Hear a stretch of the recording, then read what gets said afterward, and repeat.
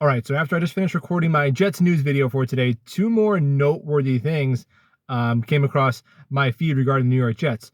Number one, yes, as I guessed yesterday, Micheal Clemons, it is confirmed. Jeff Ulbrich said he's now weighing in the 290s. Yesterday, I took a guess that maybe he's at about 285 after being drafted at 270, now in the 290-pound mark, and they did confirm he's going to do some JFM, outside on rundowns, inside on passing downs, and that just gets me fired up. Like Micheal Clemons, for a fourth-round pick, he played incredibly well. He played on a snap-for-snap basis just as well as Jermaine Johnson. Now, Clemens will be 26 when the season starts, so you wonder how much, where his ceiling could be. But again, if you get a guy who can be even a rotational defensive lineman with versatility in the fourth round, that's a win.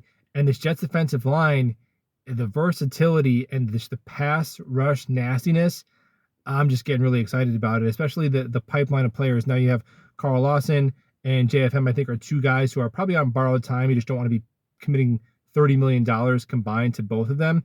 I think the future of this Jets defensive line is Quinton Williams on a big extension, Jermaine Johnson, Micheal Clemons, obviously Will McDonald, and I hope Bryce Huff is a part of it.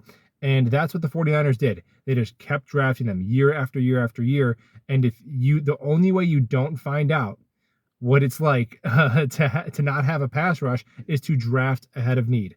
Good teams draft premium positions ahead of need. So if you don't like the Will McDonald pick, that's fine. We're all entitled to our opinion, but I think it's going to be a pick that ages really well, and sack artists don't grow on trees. So excited to see Clemens doing some inside-outside. Other part of it was brought to my attention by my buddy Kelly Jets. And this wasn't announced, but according to both Over the Cap and Spottrack.com, Jordan Whitehead has restructured his contract. Jordan Whitehead was on the books for a $10 million cap hit, in which the Jets could have saved 8 of which by cutting him, which is why I was like, look, he can't be here for $10 million. So they got to do something with that. And now he's on the books for $5 million in 2023. He has a cap hit of $3 million next year. And then there's some void years added on after it. So similar to the Carl Lawson deal. So Jordan Whitehead at $5 million, fine with it. Just couldn't do it at 10. And we hope he has a little bit of a bounce back year.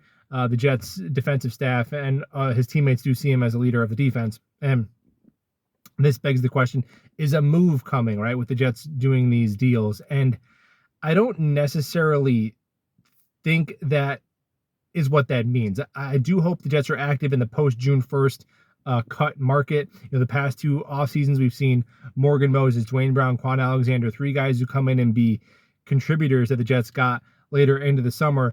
But I think you're going to see an Aaron Rodgers restructure that actually tacks some money back on to 2023. The Quinnen deal, not going to affect the 2023 cap most likely, but Aaron Rodgers right now is making $2 million in 2023 and then $100 million next year. I think the Jets are going to want to kick some of that back to 2023 and then some of it on 2025 and beyond, and kind of spread that money out over the course of 4 seasons to make it a little bit more even. You can't have $100 million cap hit for any player, even one as good as Aaron Rodgers next year. So there it is.